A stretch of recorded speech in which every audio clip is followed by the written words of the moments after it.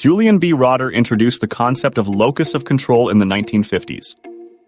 He believed behavior is influenced by expectations about outcomes and the value placed on those outcomes. External locus of control. Rotter's theory identifies two types: internal and external. Individuals with an internal locus of control believe they influence events through their actions.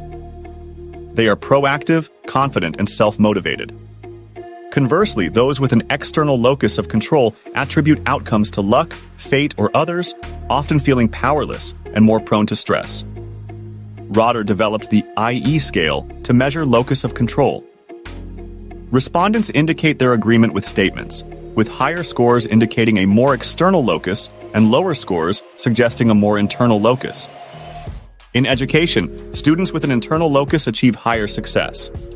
In health, they engage in better behaviors. At work, they perform better and are more satisfied. Generally, an internal locus is linked to better mental health and resilience.